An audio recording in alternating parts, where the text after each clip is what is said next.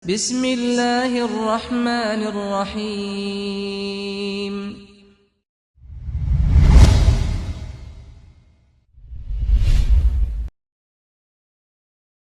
تعالى ونستعينه ونستغفره ونستهديه ونعوذ بالله من شرور أنفسنا وسيئات أعمالنا من يهده الله فلا مضل له ومن يضلله فلا هادي له أشهد أن لا إله إلا الله وحده لا شريك له وأشهد أن محمدا عبده ورسوله صفي وخليله الذي لا نبي ولا رسول بعده اللهم صل وسلم وبارك على نبينا محمد صلى الله عليه وسلم وعلى آله وأصحابه ومن سار على نهجه واستنى بسنته واتبعهم بإحسان إلى يوم القيامة أما بعد ولقد قال الله تبارك وتعالى في كتاب العزيز بعد أعوذ بالله من الشيطان الرجيم يا أيها الذين آمنوا اتقوا الله حق تقاته ولا تموتن إلا وأنتم مسلمون.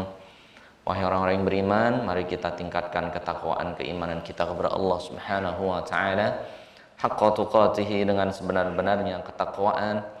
Wala tamutunna illa wa antum muslimun. Jangan sekali-kali kita diwafatkan oleh Allah Azza wa Jalla kecuali dalam keimanan, ketakwaan dan amal saleh. Wa qala aidan kullu nafsin dha'iqatul maut. Setiap yang bernyawa pasti akan merasakan yang namanya kematian. Wa innama tuwaffawna ujurakum yaumal qiyamah. Dan Allah akan menyempurnakan pahala kalian semuanya nanti di yaumil qiyamah. Faman zuhziya 'anil nar, barang siapa seseorang yang dijauhkan dari api neraka, wa udkhilal jannata, dan dimasukkan surganya Allah Subhanahu wa taala, faqad faza, maka dia adalah orang yang beruntung. Wa mal hayatud dunya illa mata'ul ghurur. Ketahuilah kehidupan dunia yang kita sedang berada di dalamnya jamaah, mata'un, semuanya adalah kesenangan, kenikmatan, al-ghurur, yang kadang membuat kita terpedaya, yang kadang membuat kita terlalai akan tugas kita yang pokok, yaitu beribadah kepada Allah Subhanahu wa taala. Wa ma khalaqtul jinna wal insa illa liya'budun. Tidaklah Allah menciptakan jin dan manusia kecuali agar beribadah kepada Allah Subhanahu wa taala. Dan Fudail bin Iyad rahimahullah taala, beliau berkata, kafa bil mauti wa'idha.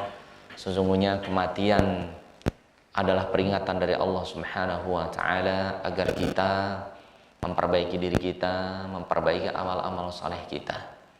Ini jamaah rahimani wa rahimakumullah. Dan kita doakan yaitu Bapak Suparta, ya, Suparta Al-Jalil rahimahullah rahmatan wasi'atan. Semoga Allah terima iman Islamnya, Allah ampunkan dosa-dosanya, dan semoga Allah ringankan hisabnya, dan semoga Allah tempatkan di tempat yang terbaik di sisinya, di surganya Allah Azza wa Jalla. Amin ya rabbal alamin.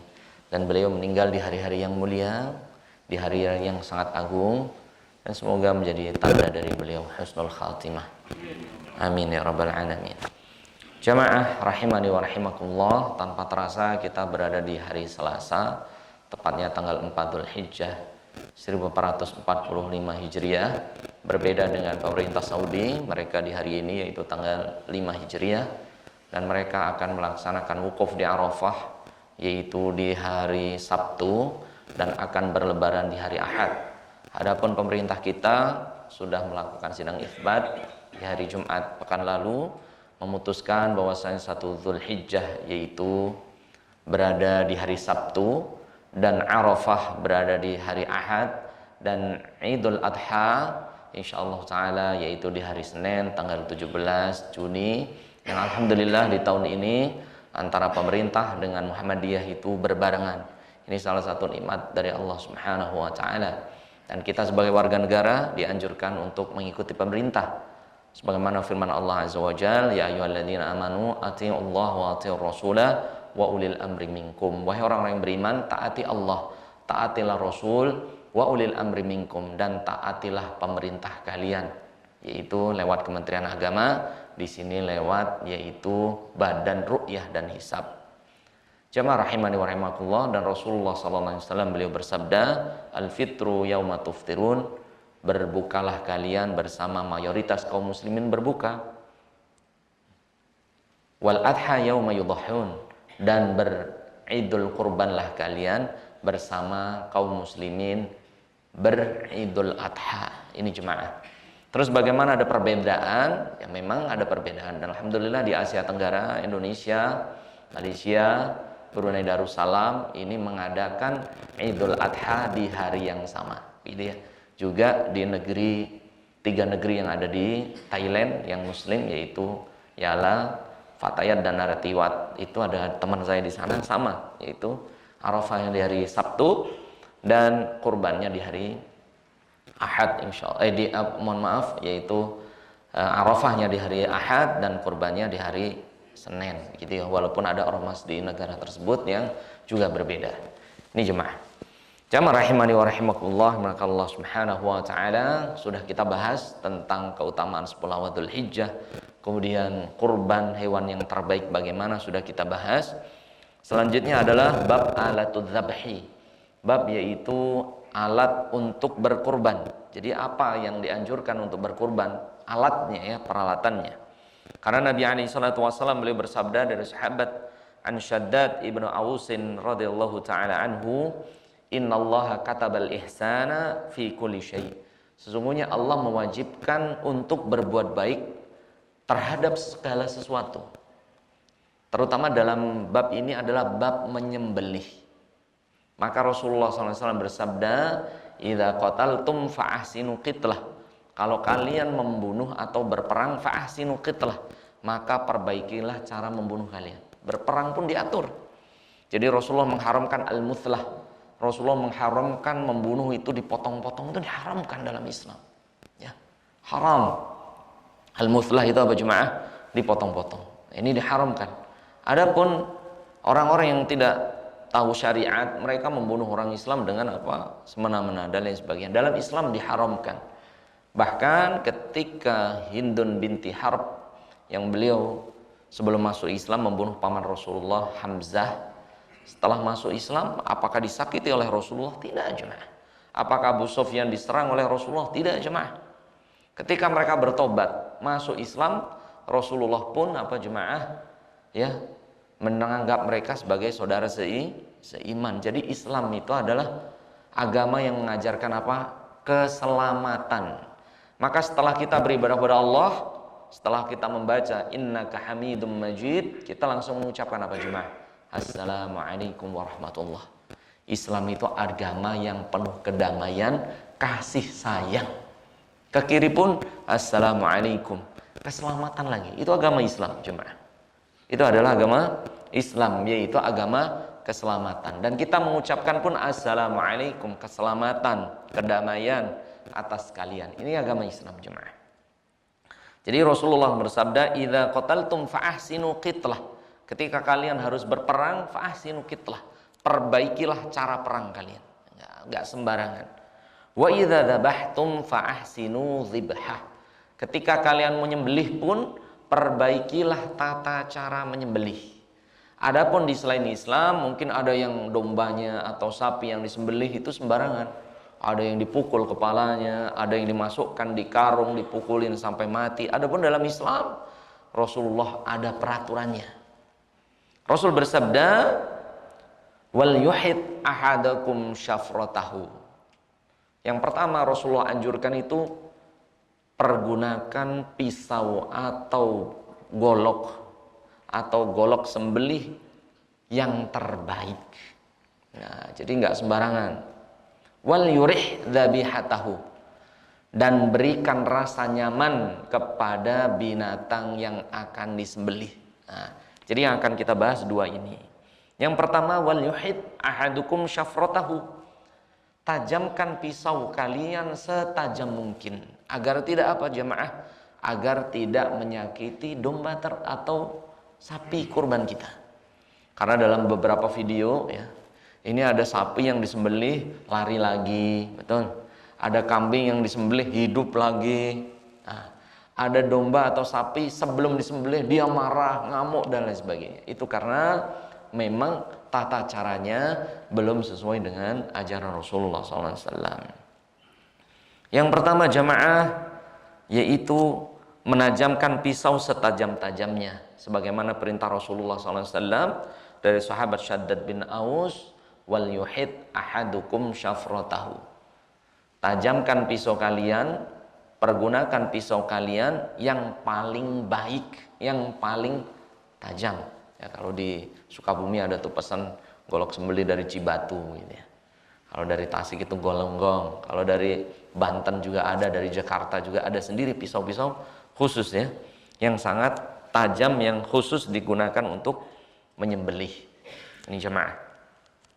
Kemudian Rasulullah melarang yaitu asin wa dhufur, menyembelih dengan asin yaitu gigi, awidh dhufur atau kuku. Ini dilarang. Jadi memang ada kuku ataupun taring yang tajam, misalnya taring harimau ya. Atau apa jemaah, gading gajah itu terhitung taring. Itu tidak boleh dipergunakan untuk apa? Menyembelih. Awil idham ataupun tulang, ini pun dilarang oleh Nabi SAW. Hadisnya dari sahabat An Rafi ibnu Khadij radhiyallahu taala anhu, laisa sinnu wadh-dhufur, tidak boleh kalian menyembelih bisinni, dengan gigi. Contoh ada binatang yang punya taring ya. Misalnya babi hutan itu taringnya bisa diasah. Wadh-dhufur ataupun kuku, misalnya kuku harimau tajam, tapi itu dilarang untuk apa? Menyembelih. Wal idham, dan juga tulang. Sa'uhaddithu ma'an dzalik. Saya akan menceritakan kenapa Rasulullah melarang ini. Rasul bersabda, amasinu fa'admun. Adapun gigi itu terhitung tulang, dan tulang itu adalah ta'amukum minal jin, adalah salah satu makanan dari jin, itu yang dilarang. Jadi tulang itu tidak boleh. Tapi kadang jin ini lebih, manusia itu lebih serakah dari jin jemaah. Karena ada ini, ya, tulang itu dimasak sampai kering, digoreng, kemudian dijual belikan, ada nih. Namanya tulang crispy. La ilaha illallah. Ini ada, wallahi, ada tulang crispy jamaah. Nggak tahu nyampe Jakarta atau tidak ya. Nah, kalau di Tasik kita ada tulang crispy. La ilaha illallah. Itu dimakan jemaah. Padahal apa? Rasulullah SAW bersabda, innahu ta'amu ikhwanikum minal jin. Jangan kalian pergunakan tulang, karena tulang itu bagian dari saudara kalian yang jin. Jadi kalau kita tulang dimakan juga, kasihan jin kelaparan gitu kan. Ini kelewatan.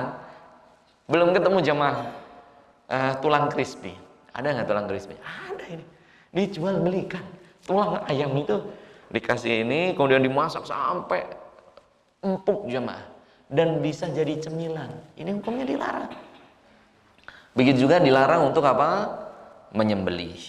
Kemudian wa amma dhufur famuddal habasyah. Adapun kuku, ini adalah peralatan orang-orang Habasyah. Ini pun dilarang oleh Nabi. Jadi tulang, kuku, ya, dan juga apa? Taring ini dan juga gigi ini dilarang dipergunakan untuk apa? Menyembelih. Walaupun kuku itu, tulang itu, ataupun gigi itu tajam, hukumnya tetap tidak boleh, karena dilarang oleh Nabi alaihi salatu wassalam. Adapun gigi, Rasul bersabda, gigi itu minal idham, gigi itu seperti tulang, dan tulang adalah ta'amu ikhwanikum minal jin, adalah makanan dari saudara kalian, yaitu golongan jin. Ini jemaah, ini dilarangnya. Yang kedua jemaah, yaitu yang dibolehkan. Kemudian di zaman Nabi SAW ada seorang wanita jemaah. Seorang wanita itu ya, dia mendapati dombanya mati. Dombanya sekarat. Dombanya dalam kondisi apa? Sakarat. Kemudian wanita ini menyembelihnya dengan apa? Batu. Kemudian datang kepada Rasulullah SAW seorang sahabat namanya Ka'ab ibn Malik. Ya Rasulullah, inna mra'atan dhabahat syatan bihajarin. Fasa'ala Nabi alaihi salatu wassalam min dhalika faqala faya'muru bi'akliha. Jadi di zaman Nabi ada seorang wanita Ya, zaman dulu kan belum ada peralatan lengkap jemaah. Mengembala domba, kemudian dombanya tercekik, namun belum sampai mati. Kemudian dia menyembelihnya dengan batu. Maka wanita ini bertanya kepada Rasulullah SAW, ya Rasulullah, bagaimana domba saya sebelum mati? Saya nggak dapat pisau karena keburu-buru. Akhirnya dengan batu. Faqala Nabi SAW fa'amara bi'akliha. Maka Rasulullah SAW memerintahkan wanita tersebut untuk memakan domba tersebut.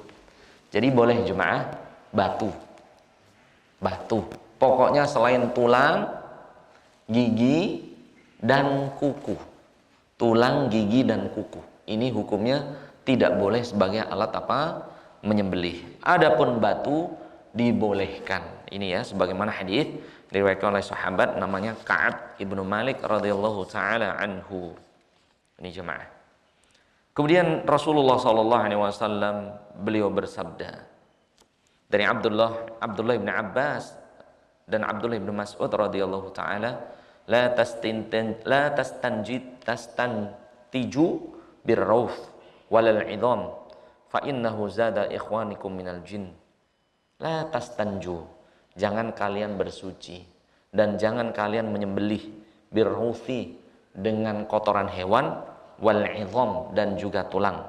Fa innahu zada ikhwanikum minal jin, karena itu adalah makanan ya yang disukai oleh saudara-saudara kalian dari golongan jin.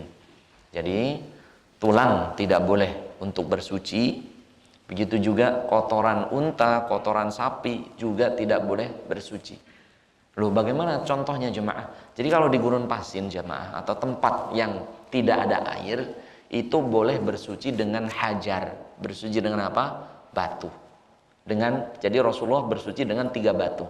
Ya kalau pipis ya, itu dengan batu.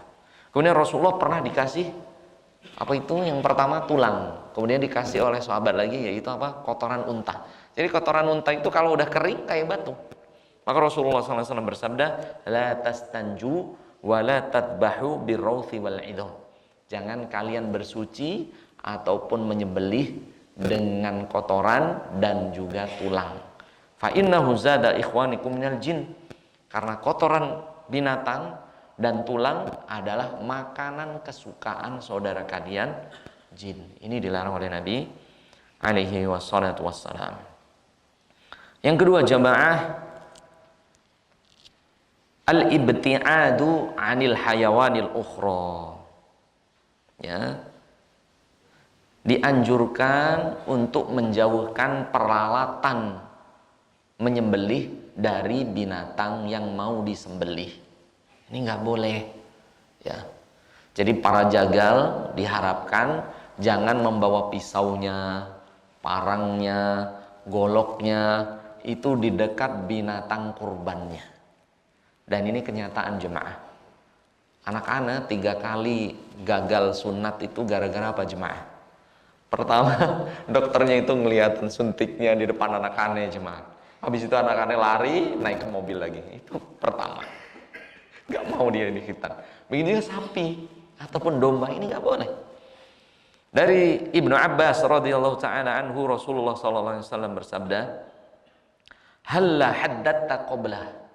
Jadi ada seseorang membawa pisau, kemudian mengasah pisau di depan binatang kurbannya.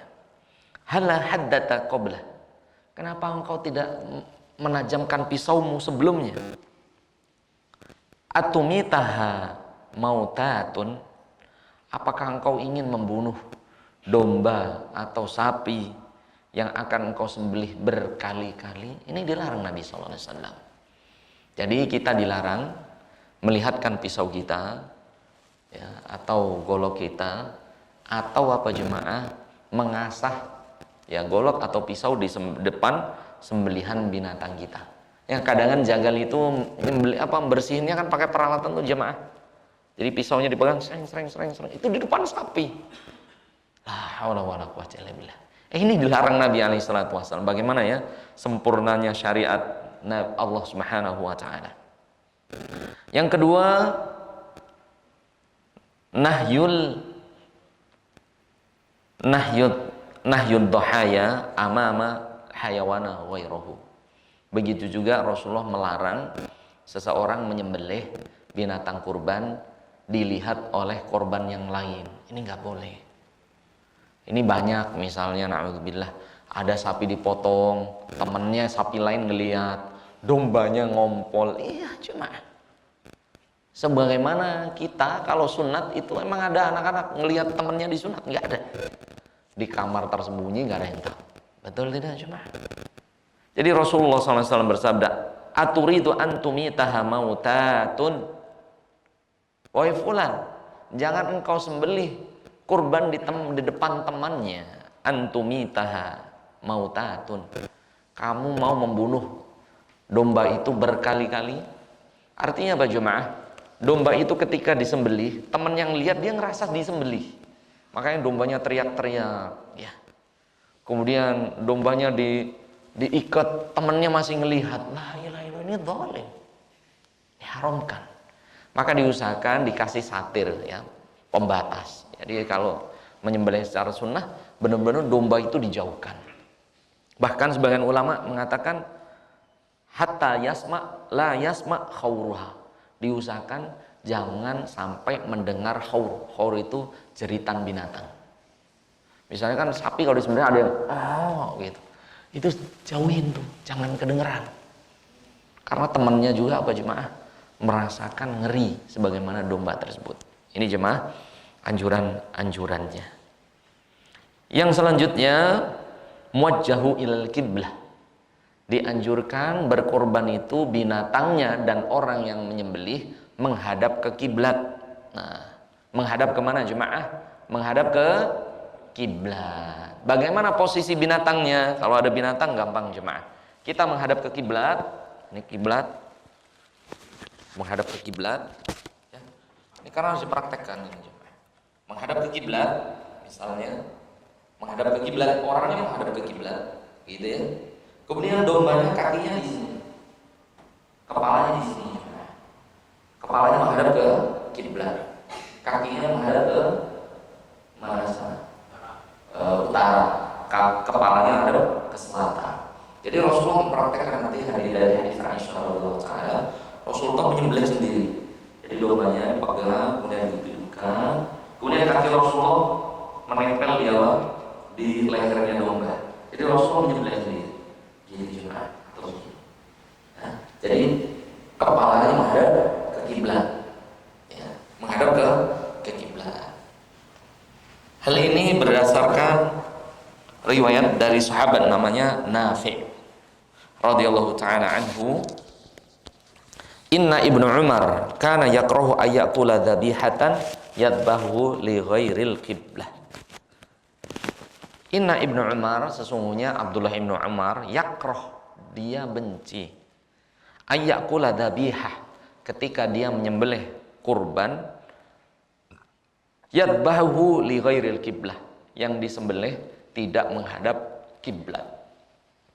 Itu bukan hanya binatang kurban, ayam, kan kita nyembelih ayam, atau nyembelih binatang yang lainnya, ya, binatang sapi, bukan selain kurban atau akikoh, itu diusahakan kakinya menghadap ke sana, kepalanya di sana, dan kepalanya menghadap ke kiblat plus orangnya.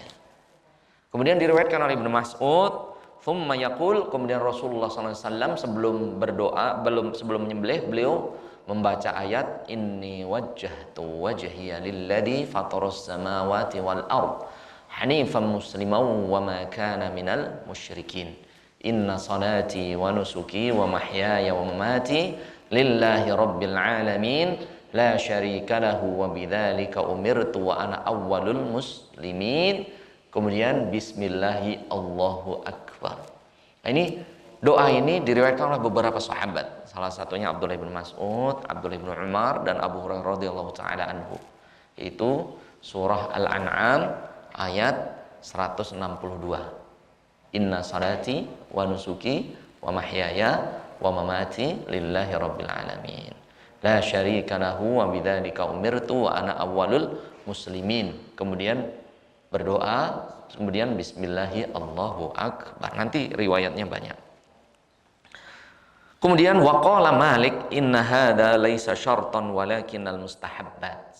Imam Malik beliau mengatakan bahwasannya inna hadza laisa syartan, sesungguhnya menghadap ke kiblat itu hukumnya kalau dia enggak ngadap ke kiblat hukumnya sah, tetap sah. Walakin minal mustahabbat, tetapi menghadap ke kiblat itu adalah hal yang dicintai dan mengikuti sunnah Rasulullah. Ya, tetap sah kurbannya, tetap sah. Kemudian ada bab yaitu dzabihatu ahlil kitab. Bagaimana sembelihannya ahli kitab? Ahli kitab itu ya Yahudi dan Nasrani. Adapun sembelihan selain Yahudi dan Nasrani hukumnya maitah. Hukumnya adalah apa jemaah? Bangkai.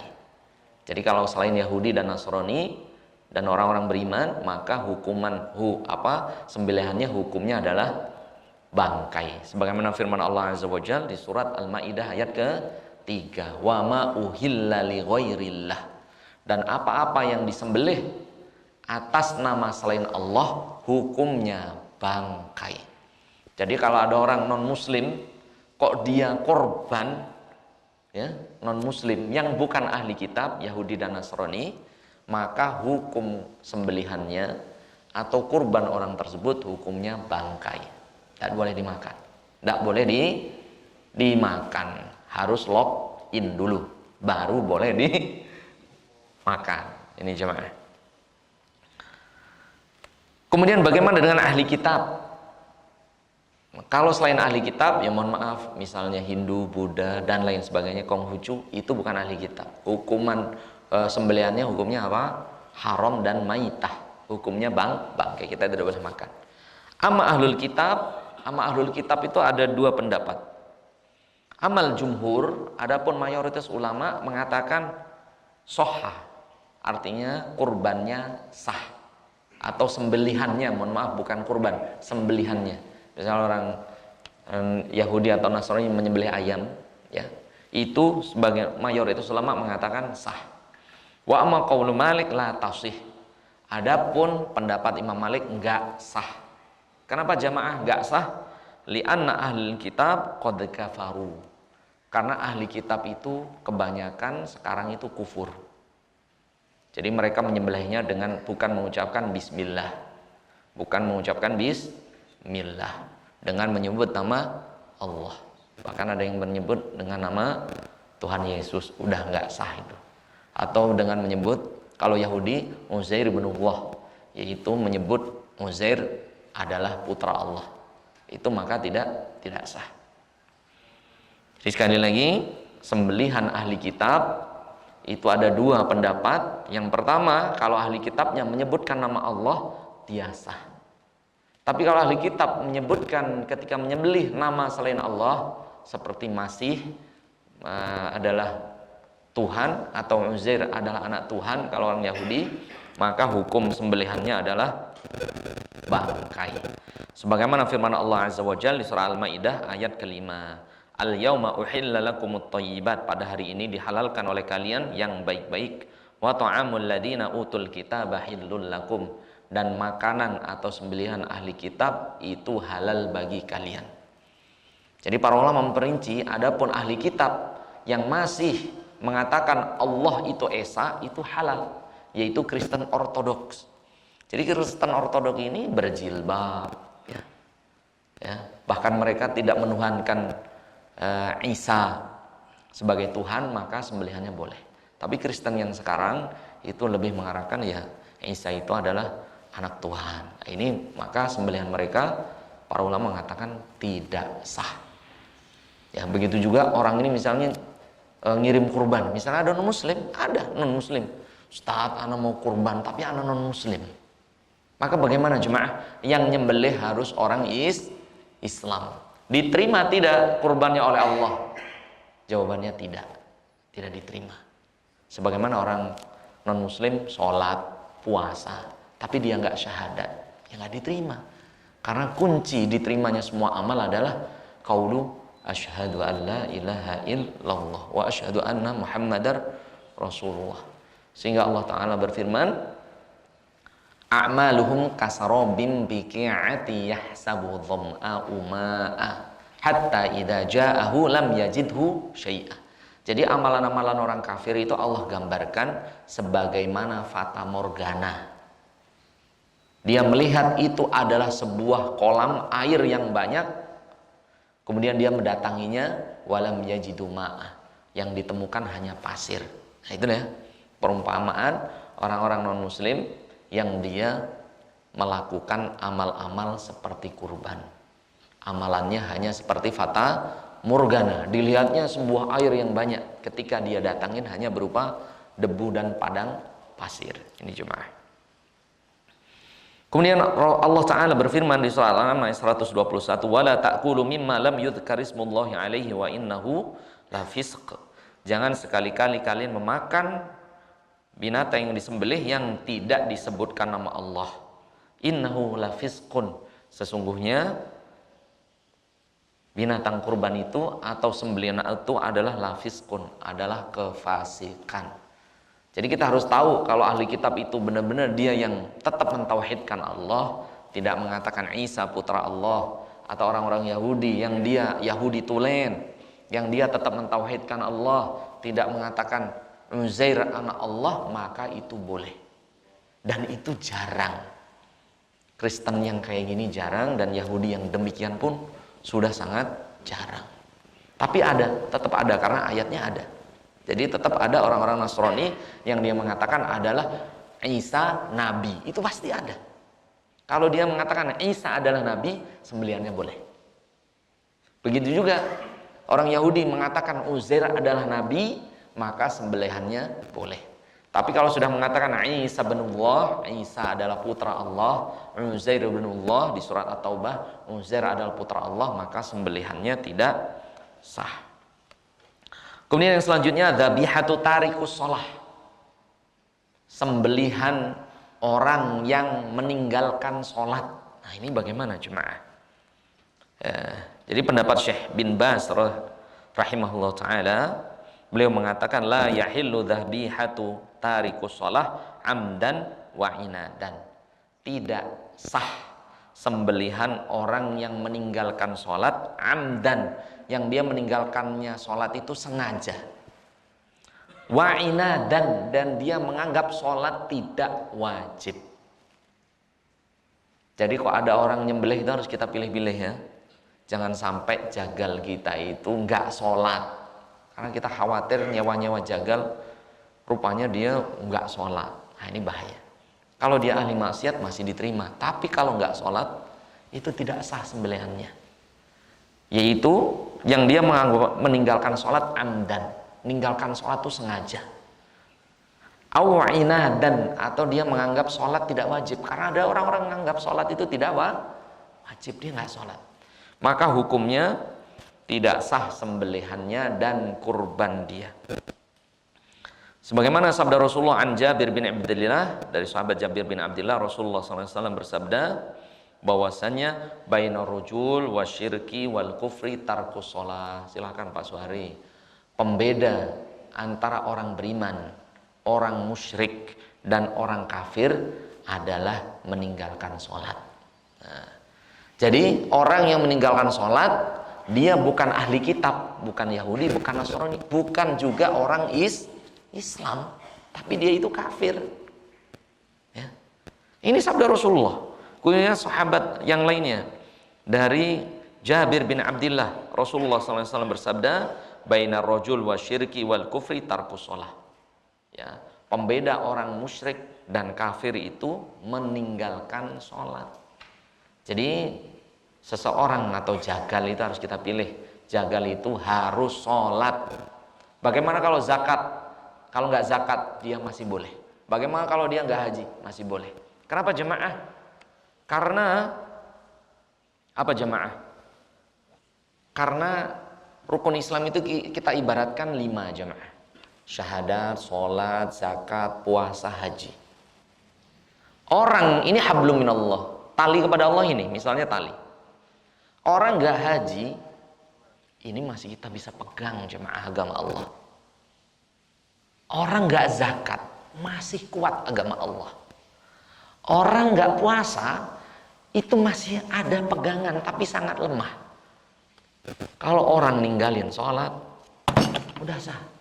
Putus hubungan dia dengan Allah. Putus hubungan dia dengan Allah Subhanahu wa ta'ala. Putus.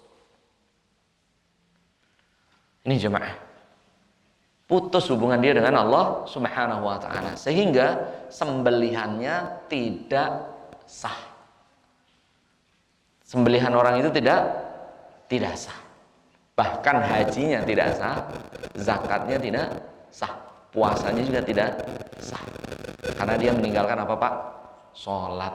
Pembeda kita dengan orang kafir itu berani meninggalkan sholat. Ya. Orang ini nggak haji, sembelihannya sah, walaupun dia kaya misalnya. Orang ini nggak zakat, padahal dia kaya, sembelihannya tetap sah. Orang ini nggak puasa Ramadan, tapi dia sholat, sembelihannya tetap sah.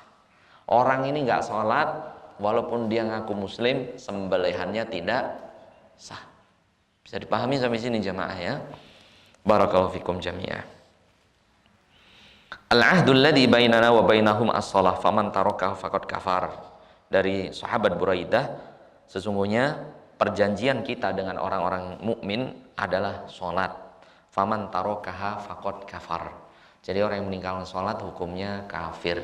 Dan orang kafir ini termasuk orang-orang musyrik, bukan ahli kitab. Jadi orang meninggalkan sholat itu bukan ahli kitab, bukan Yahudi, bukan Nasrani, tapi dia golongan sendiri, yaitu kafir.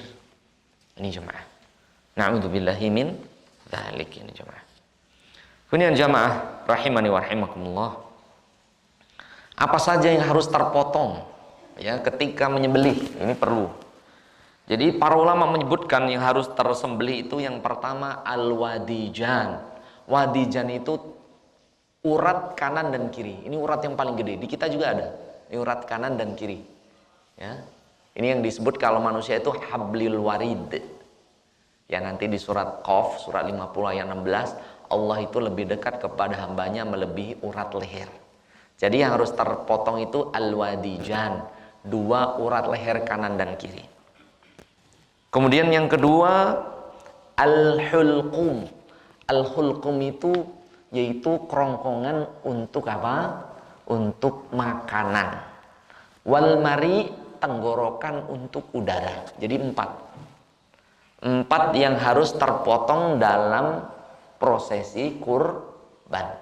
Yang pertama apa jemaah? Al-wadijan, dua urat kanan kiri. Yang ketiga al-hulqum, yaitu kerongkongan untuk makanan. Yang ketiga al-mari, yaitu kerongkongan untuk nafas.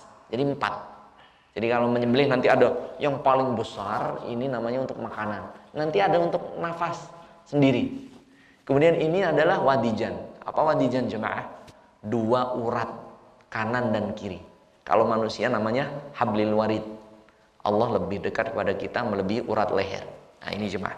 4 hal ini harus terpotong. Ini pendapat Syekh Utsaimin. Fa illam yaqta' al-wadijan walal mari walal hukum la tasihhu dzabihatahu.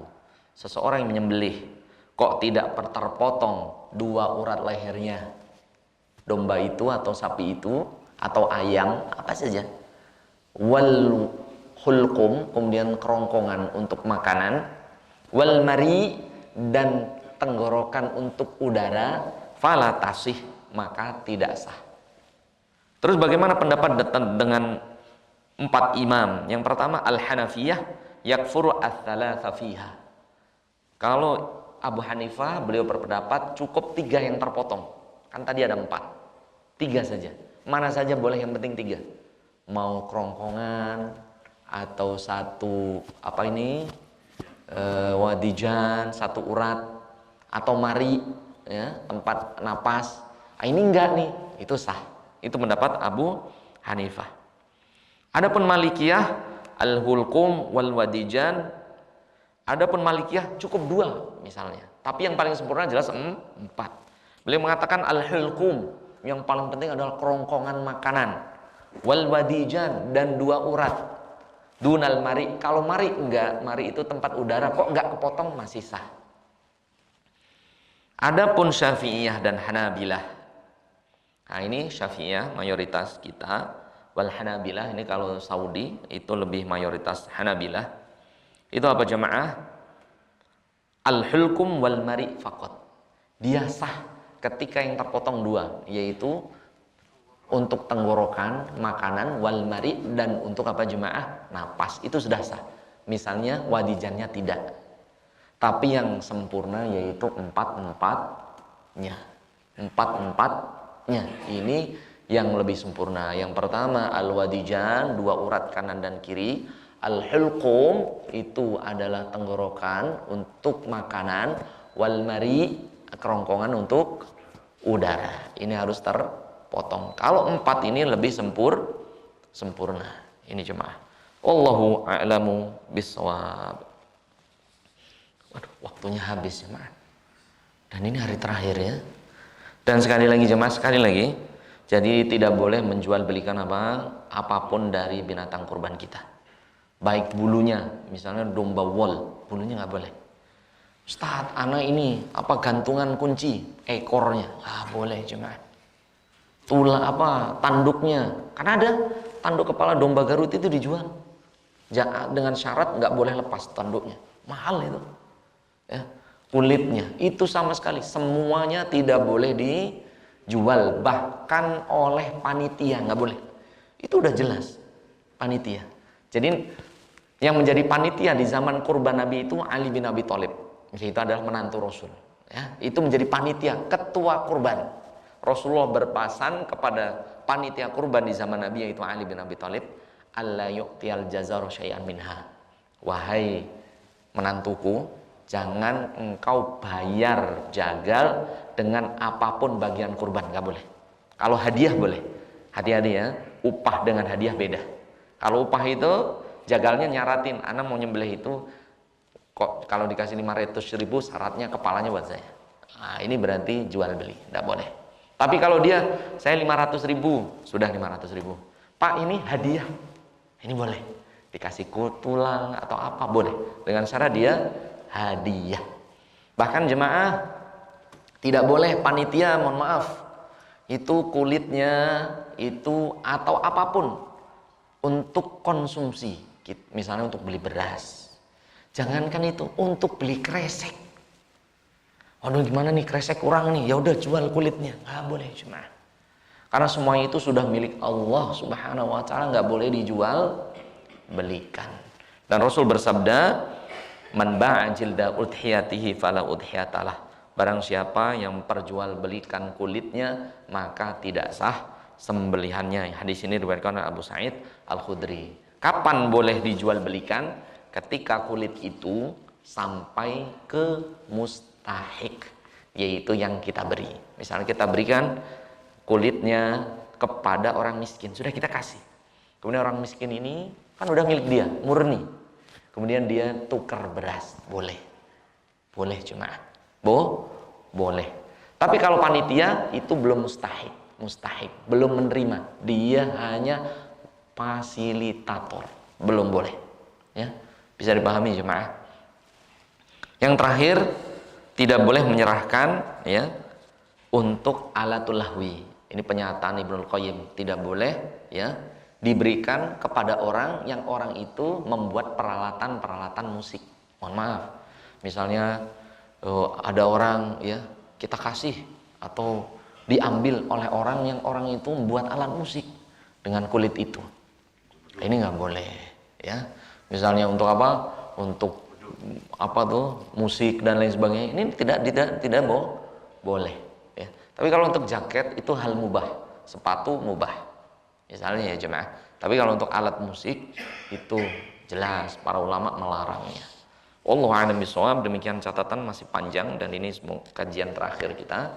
Semoga Allah Subhanahu wa taala memberikan kesehatan kepada kita semuanya sehingga kita bisa memperbanyak ibadah di 10 awal Dzulhijjah, dan puncak ibadah kita adalah nanti tanggal 8 yaitu Tarwiyah, kemudian Arafah tanggal 9 yang pahalanya menghapus dosa setahun yang lalu dan yang akan datang. Demikian kita tutup dengan baca hamdalah alhamdulillahirabbil alamin. Kita tutup dengan doa kafaratul majlis. Subhanakallahumma wa bihamdika asyhadu an la ilaha illa anta astaghfiruka wa atubu ilaika. Wassalamualaikum warahmatullahi wabarakatuh.